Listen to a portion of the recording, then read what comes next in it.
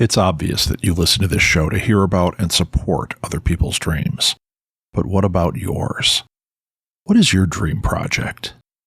I'm here to help you break through whatever is in the way of your dreams and get you to the finish line. Go to dreamingbigcoaching.com today and take the first step. Literally, it's a button you can click to sign up for a free consultation with me. Let's find out if I can help you reach your goal. Click on Take the First Step. It's that simple to start the rest of your life. Get coached by Rob Southgate at dreamingbigcoaching.com.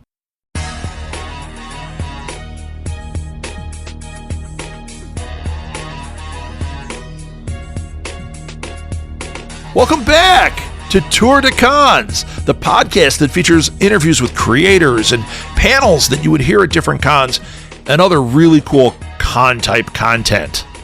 Content. You can follow Tour de Cons on Facebook by searching for Tour de Cons. I plan to add other social media, but for now, that is the best place.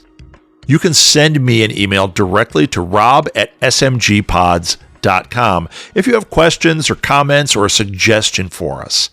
I love engaging with audience, so please use that email. If you or anyone you know has a crowdfunding effort about to launch or currently going, send them my way as well. I have another podcast called Go Fund This, where I interview people with crowdfunding campaigns for comics, tabletop games, movies, really anything creative. I love to help creative people reach their goals and accomplish their dreams. You can connect with me through the email directly at gofundthis@smgpods.com. Today's guest is Enrica Jang, the executive producer of Poe House, to talk about the International Edgar Allan Poe Festival and the 5th Annual Poe Visitor Awards. Welcome to the show. I am so excited to have you here. We have a lot to talk about. I'm actually a big Poe fan. Even though we haven't told people what you're here for, I am. So right there, this would have been a great conversation, but there's so much more to this. Why don't we jump in first before we talk about what you're here for? Let's hear about you. What do you do? What's your journey? Give us a kind of a bio of Enrica. A bio I was born now. Oh, you can go back. You want to go back? In one of my past lives, I was... No, my name's Enrica Jang. I'm executive director of Poe Baltimore and the Edgar Allan Poe House and Museum in Baltimore, Maryland.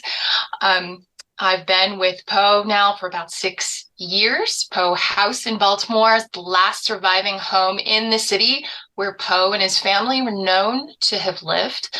I work for a nonprofit that stewards the house, maintains the house. We keep Poe's Chamber Door open to visitors from just about all over the world. Power of Poe. I'm really glad talking to a Poe fan. You're an excellent company. I feel like I'm an excellent company.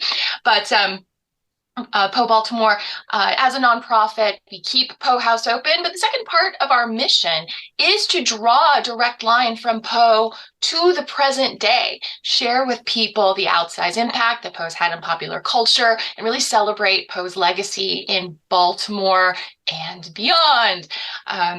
We are the home of the International Edgar Allan Poe Festival and Awards, the Saturday Visitor Awards, named for a prize that Poe won while he was living at Poe House at Amity Street in Baltimore. And so that's kind of our mission. And I was a Poe fan long before coming to Poe House, wrote comics inspired by Poe, anthologies inspired by Poe. So it's a little bit even how I got my job.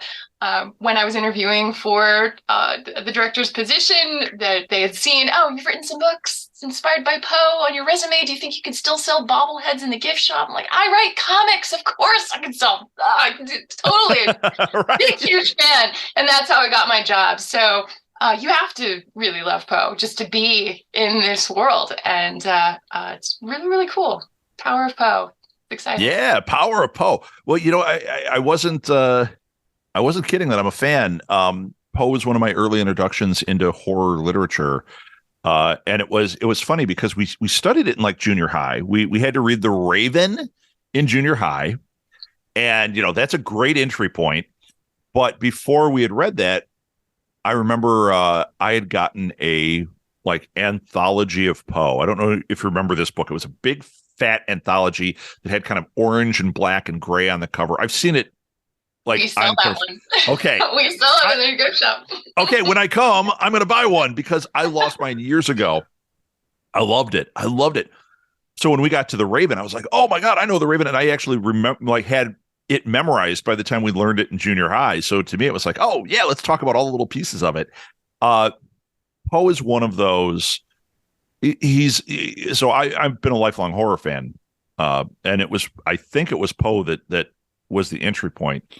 I'll tell you specifically, this is going to be so rote, but the one that actually was the entry point that made me understand horror and its impact in a different way, like how I could view it through my lens, was The Telltale Heart. I mean, it is, to me, the perfect short story. And it's so funny that you say the impact today. I see that played out over and over and over it, whether it's overt and it's like obvious, or you go, oh no, they're just doing The Telltale Heart again. You know, it's definitely main horror influences today. You see their influences, Stephen King, lots and lots of references to Poe. Lots of Poe, Lovecraft, inspired by Poe. You see that just about everywhere. And so when people become aware of it, with those references, it's kind of fun, especially young people, when they sort of start to deconstruct the stories that they're more familiar with and sort of see, oh, where did this come from? And that's when you get them to like follow these lines and get them interested in the history, get them interested in literature. And it's definitely the stuff that keeps you awake in English class, right? Like at the very beginning, that horror is really exciting and everything. I have found as I've gone through especially learning more about Poe's biography, but coming back to some of that literature, like I would have told you, yeah, I'm a Poe fan, but really going back to some of this stuff just by virtue of my job, but then you fall in love with it all over again. And you've experienced more of life and you see more of the loss and the fear and that pain that's part of it too. And so as much as that romantic gothic stuff is kind of cool and still churns stuff up, there is another layer to a lot of it, and coming to realize that a lot of people's impression of Poe is that he's this kind of like a victim of his gift and kind of this passive sort of passenger, and this thing is driving him and just pouring out of him, when actually Poe is very much a master. He's doing a lot of this stuff on purpose. It's very intentional, constructing this stuff, and a lot of that goes into it. And so again, like part of the pleasure of being a historian at Poe House, sharing with people that, you know, he wasn't just this guy that happened to be dark and this thing pouring out of him. He's very deliberate, very much a master, and sharing with people that. And then there's the mystery side of it too. Poe is the father of the detective story. There was no, not that there were no such things as mysteries before there was an Edgar Allan Poe, but Poe is the first to create a character at the heart of a story whose job it is to solve a mystery by way of step-by-step reasoning, ratiocination, this step-by-step process. And so any mystery novel you've ever read, any police procedural you've ever seen on television, even animation like Scooby-Doo, has this line from Poe straight through to the present day. So sharing with people, it's a really fun part of this job. Well, I also think it's interesting. Okay, so I'm a marketing guy. I love talking about the business side of it, and when I've thought about Poe in that respect, even the whole self-branding, like, yeah, you could make an argument that like he's kind of the original goth, right? But there was an element of branding to that too, and including all the mystery around his death and all the stuff.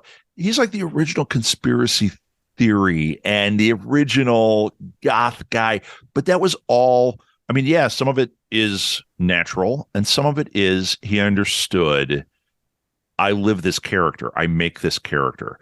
You know what I mean? To me, that was always fascinating, because as we've gotten into our lifetime here, our time frame, we see that people build their own brand and make themselves into this image or whatever.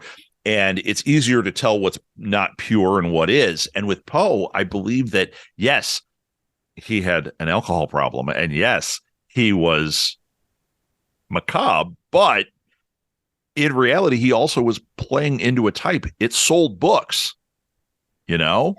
So he was asked point blank, why are you writing some of this really harsh stuff? And his very flippant answer was, it's going to sell. Yeah. Right.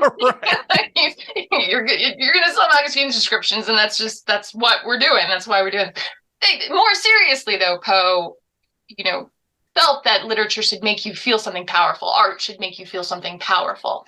And it should happen in one sitting, and it should be something that, makes you experience the full, life, this full breadth of life and emotion. And there's nothing more powerful than those primal emotions of love and fear and the contemplation of death and impending doom, this kind of thing.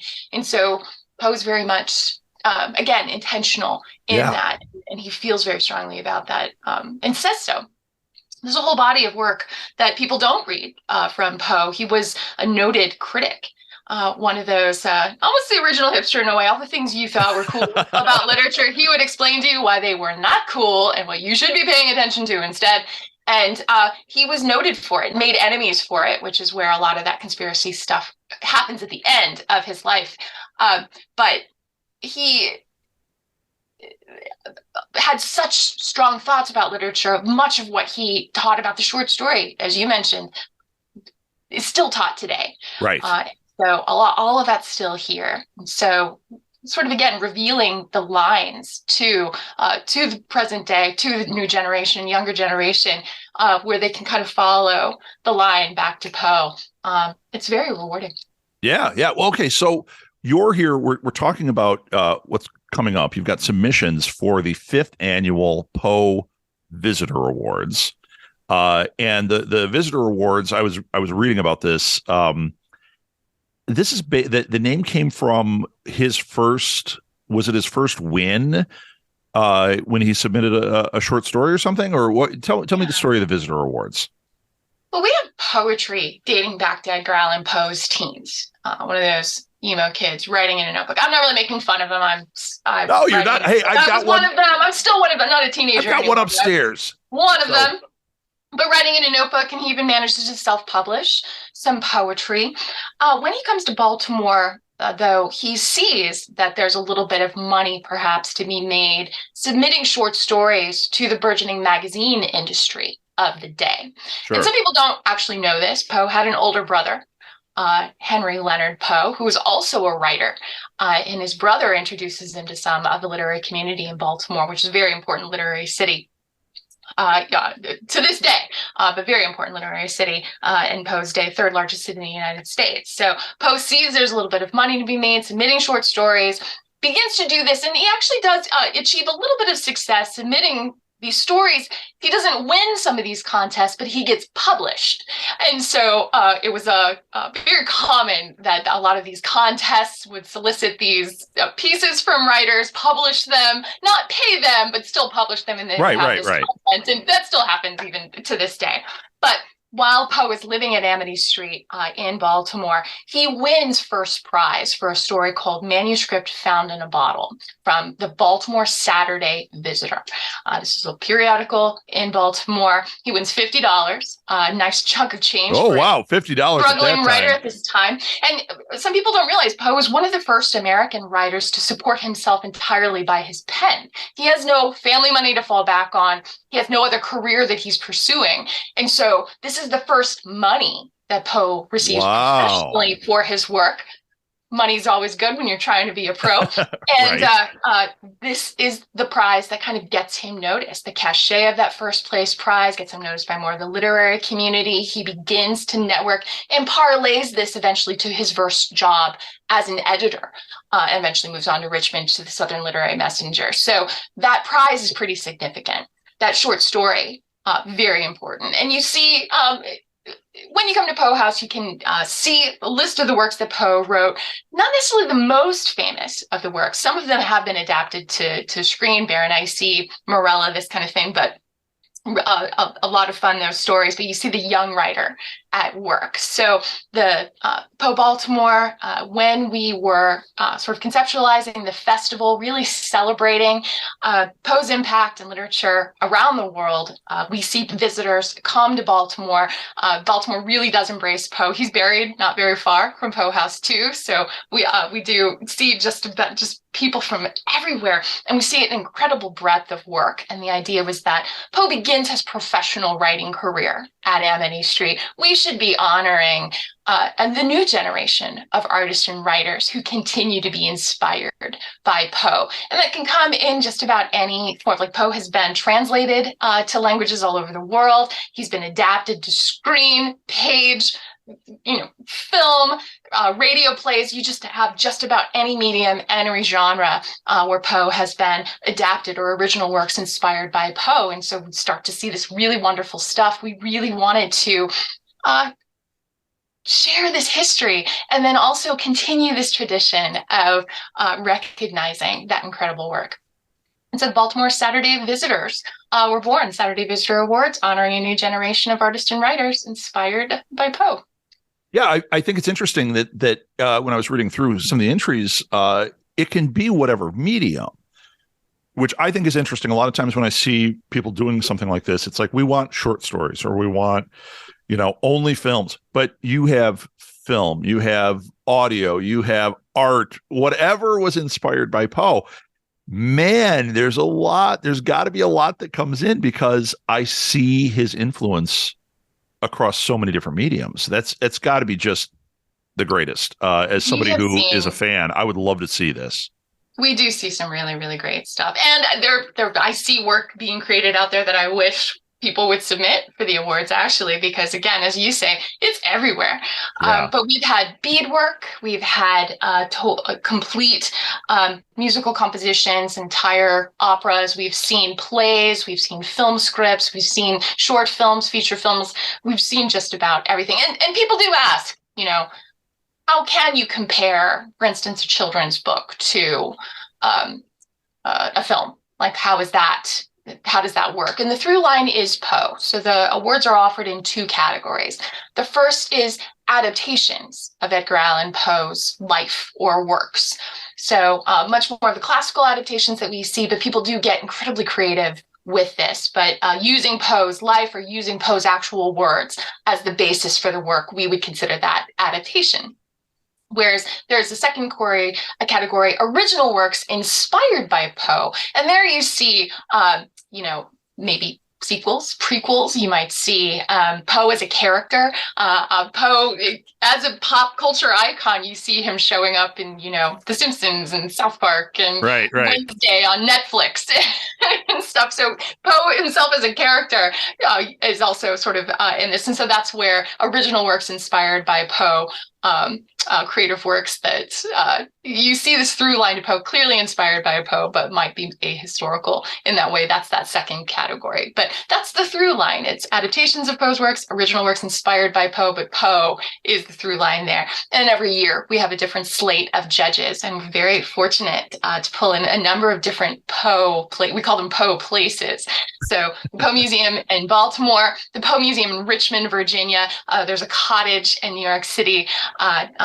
They participate in the awards, and then we've had representatives from different arts organizations, Poe Studies Association, on our slate of judges every year. And we do see just an incredible array of work, and that's just a really great part of my job, getting to see all of that stuff. So they're oh boy, I had my pun and I can't get it out. Professionals? Professionals? Professionals. Professionals. Man, I had to work. Usually I can spit those out. That one was a tricky one. Well, we do want to, that's actually a good, you can be a professional, but you can also be an amateur. So traditionally published or distributed works, those, of course, encouraged. But we also, again, this brave new world of social media and web. And as long as the work is out there for the public to see, it's out there for the world to see. It's not something that you can have created that nobody has ever seen before and then you submit it for the awards. We're looking for Poe in popular culture, so you have to be part of art that's in the world. It's got to be in the world to do that. But it's a rolling basis. So anything within the last 3 years, if you're creating something this year, create it by the end of this year, post it. Traditionally published works, but more crazy, wacky ways that you get Poe out into the world. We want to see it, and those can still qualify. Yep. The submission is $25 per entry. And we might as well say this. The fee for SVA submissions, $25 per entry. Nominees will be given a ticket to the Black Cat Ball, a prize medal, and a Saturday Visitor Awards designation for their work. How cool would that be? You put out a short film, and when you put your landing page, you're like, I was part of the Visitor Awards. I mean, that to me is, well, okay, I'm a nerd. I would think that's the coolest thing. But you know what? I love it. I have an Instagram friend who is head of the Shirley Jackson Awards, and I nerd out about that every time. I'm always like, oh, it's so cool that his books have the Shirley Jackson Awards stuff on there, which is another one inspired by Poe. I mean, if you think about all the ghost stories, people are like, oh, Shirley Jackson's like, yeah, she's amazing.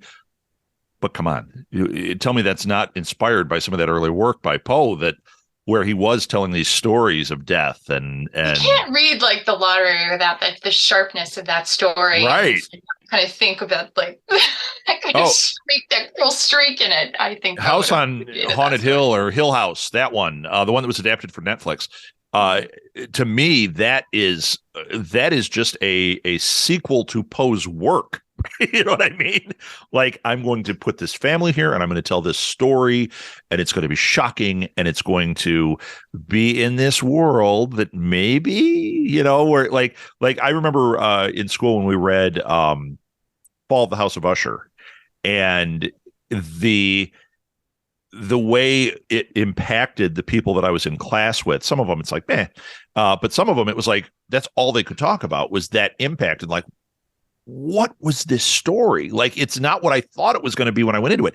That's what I loved about Poe, was it wasn't what you expected. It took you somewhere. And like you said, it's like the pebble in the ocean. Poe dropped a pebble and those ripples just don't end. Good. Mm-hmm. So yeah, I love it. Now you have a presenter.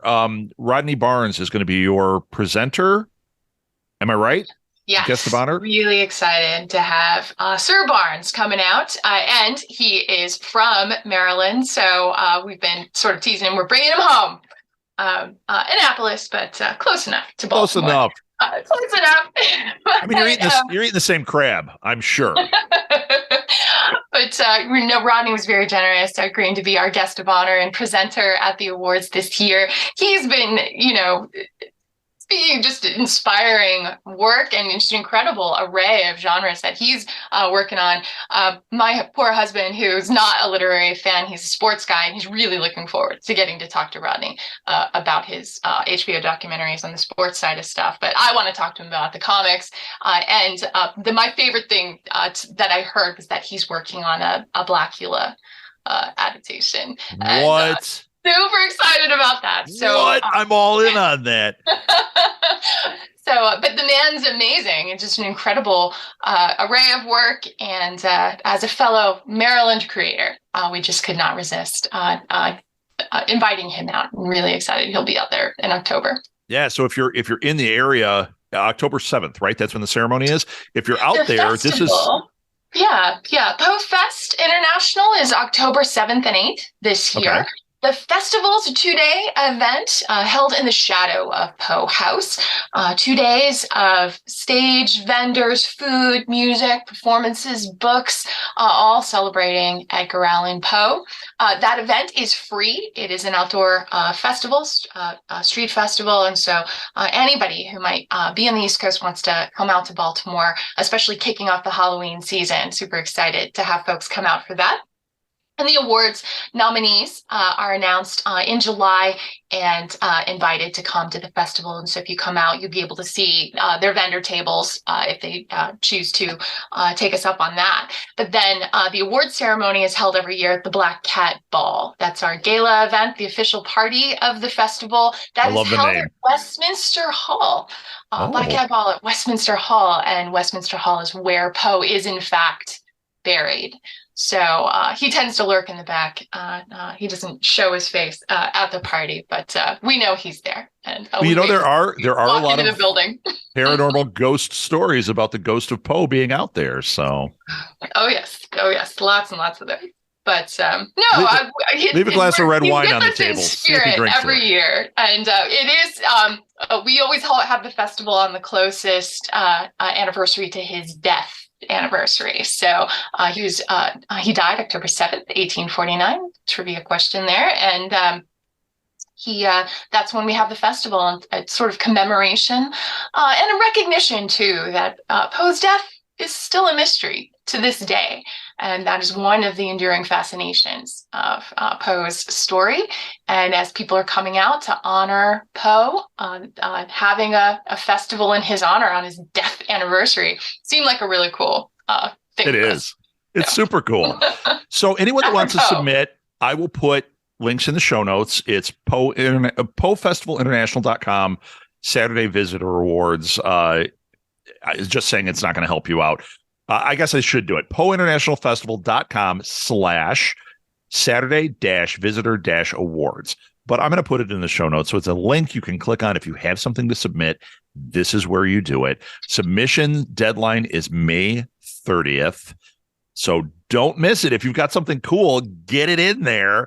And if you can make it October 7th, October 8th for this Poe Festival, I mean, oh my gosh, my mind is racing. Like, how do we get out there for this? How do we make something happen? Because this is so cool to me. I just absolutely love it. And the chance to maybe meet Rodney Barnes and talk to Rodney Barnes sounds really cool too. I'm not a sports guy, so we'll be talking about Philadelphia. We will not be talking about the Lakers, but the Lakers, yeah. Something for everybody, right? So one more question here. Pale Blue Eye, what did you think of it? Oh, man. Well, I can watch Christian Bale do just about anything. And of course, it helped that Pale Blue Eye happens to be one of my absolute favorite books. Right. Did you think the adaptation was cool? Complicated. I'm a reader. To do what I do, I have to be a reader. So there's always the book was better, like yeah, of course, element of it, like that has to be. But I loved what they did. I loved Harry Melling as Poe. Harry Potter fan notwithstanding, I had seen Harry Melling in A Ballad of Buster Scruggs, and crazy, like haunted performance. And so when I heard he was going to be Poe, I was intrigued. Just very, very cool. Great choice. Yeah. Another thing I really loved about the movie, that Poe is always depicted as an old man, which is hilarious to me because he died at 40.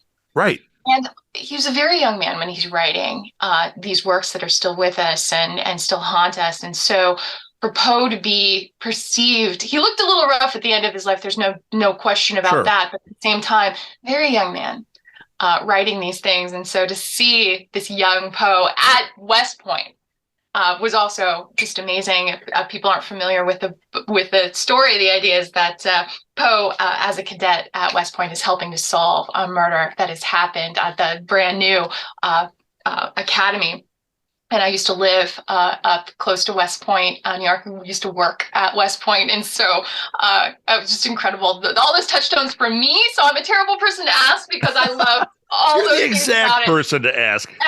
But the book made me ugly cry. There are books that'll make me cry, but that particular book made me ugly cry. And so we were actually very, very fortunate to have the author, Louis Bayard, as our first guest of honor for the Saturday Visitor. Oh, cool. Meet your heroes. Like, don't care what they say. You do want to meet your heroes. And it was wonderful to meet him as an author and to see that book be turned into this beautiful film. It was just super exciting. But it's been an embarrassment of riches this year because you had Pale Blue Eye, the adaptation that came out like early in the year. Wednesday, the new Addams Family series that came out. Not based on Poe, but Poe is all over. Oh, are you kidding me? That Nevermore Academy, the Poe statue, like the whole thing. And so like I have adored that. And I was just getting every day, my phone was just like constantly almost like a Well, My God, it definitely built like, awareness. Have you watched Wednesday? Have you watched Wednesday? Have you watched Wednesday? Yeah. Yes, I watched. I loved Wednesday. And then later this year, supposedly, I hope they'll release it this year, but there's going to be a House of Usher adaptation by Mike Flanagan, who's from shut Maryland. up. And I'm a big Mike Flanagan fan. I'm a big Mike Flanagan fan. In fact, talk about like when I said I have this Instagram friend, Mike Flanagan is a Twitter friend of mine. He would have no idea who I am, but he does respond when I write. He responds to me, and I've been a fan of his when I saw the one with Karen Gillan, Oculus. It was like one of his first movies, and we just tried it and we're blown away. And then he became, then he started doing the Netflix stuff. I mentioned Hill House, and I'm like, oh my God. And then Midnight Mass was a Poe story in my mind. I watched that and I'm like, okay, he's a Poe fan. Because it had that vibe, even though it's vampire, it had that vibe. Yeah. But he's also from Maryland, so hey, I didn't know that. Talk to your friend, Mr. Flanagan. Tell him we're waiting to hear from him next year for the Saturday Visitor Awards. But we super excited, and Luke Skywalker is going to be in it. Mark Hamill's going to be in. I know. I saw that. I didn't read the article about it. I saw Mike Flanagan was be working with Mark Hamill. Oh my God! You just made my whole day. Tell him. We're waiting. House of Usher is so good too. Oh my God! I believe they're doing several stories, like an adaptation, like an anthology film style. Yeah, I think. But I'm just hungry for any news about that. So it's been a great year already. Oh yeah. In popular culture, and then this past weekend, Austria's their entry for Eurovision. There's a song called "Who the Hell is Edgar?" And there's a whole dance that goes with it. Taya and Freya, and they entered that song for Eurovision. So Poe is everywhere, and I have a feeling that song is going to make it to the ball, right? The Black Cat Ball. We're working on a team to do the dance with us. So. Oh my God! Well, Enrica, this was a real pleasure. I can't encourage people to check this out enough. They have to check it out, and if you have something to submit, $25 entry fee. This would be a really cool thing to put on your stuff. It's got my mind racing. I think I'm going to try to have something out in pop culture for next year. So after I read this, I'm like, I have a couple. I have a short film that I wrote. We just had a conversation about doing short films yesterday. That is a spoiler. It's got a little bit of the Telltale Heart in it, but deadline for this year is May 30th. But the awards again are offered on a rolling basis, and call for entries will open for 2024 on Poe's birthday in January. Okay. So I've got a clock ticking. I've got to try to make something happen and get it out there. Get it out in the world before December 31, and then we slam the door. But Enrica, is there someplace you want to send people for social media where they can either connect with you or they can check out the Poe Awards? Well, definitely check out Poe House. You can find us at Poe Baltimore, Twitter, Facebook, but find the Edgar Allan Poe House and Museum in Baltimore. We'd love to see you. Tours offered weekly. And then poefestinternational.org. You will find everything about the festival this year. Of course, we're still building our program, so more and more general admission tickets will go on sale July 1. Now, again, that festival is a free event. We have additional tours and Black Hat Ball and all that other stuff. But if you want to just come out and have a good time for free with fellow Poe freaks, please come on out, have a good time. And there's something for everybody. So poefestinternational.org. Now, we didn't talk about this, but I'm going to invite you back on at some point in the future to talk about your comics. You said you have a history of comics. So I'm going to have you back on just to talk about comic books. But today I wanted to really focus on Poe. We don't cross the streams. We don't cross. Yes. Even though comics got me my job, and I'm very, very proud of that. But today it had to be focused on Poe, and it makes me. You know what? It's funny because my other big Poe love is the Hammer films, and it got me. As we're talking, I'm like, oh dear God, I've got my Hammer collection. I think I might have to pop some on today. It's Halloween somewhere, right? Absolutely. Well, not to make this even just more fun. We do have a Poe and Comics exhibit planned for this year at the festival. Oh, do you? This is even more of a reason to come on. This is a no-brainer. Get your tickets now. Come on out to Baltimore. For Poe and Comics, are you looking for people to submit comics that they've featured Poe in? We are putting together the exhibit now. Okay, because I'm going to think about it. I know so many comic artists and writers, and Love it. I've got a guy that I'm thinking of. I think he may have done a whole issue of Poe stuff. If he did, I'm sending him your way. Please. We have some of the Corbin works. Excuse me, some of the Wrightson pieces. We're really excited. Oh my God, the Wrightson stuff is so good.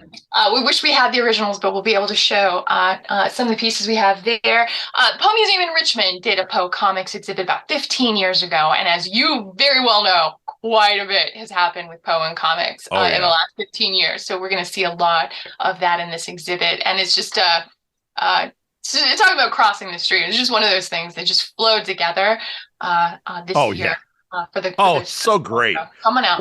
What a great time to be in charge of the Poe House. That's so amazing.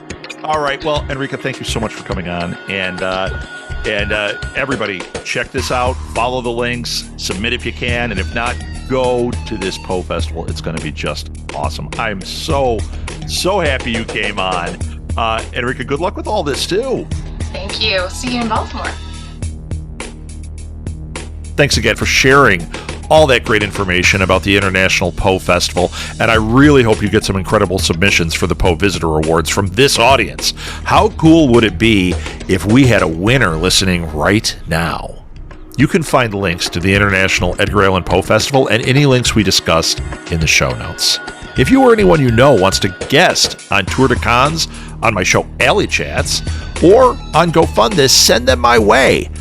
You can connect with me through the Alley Chats Facebook page or have them email me directly to rob@smgpods.com.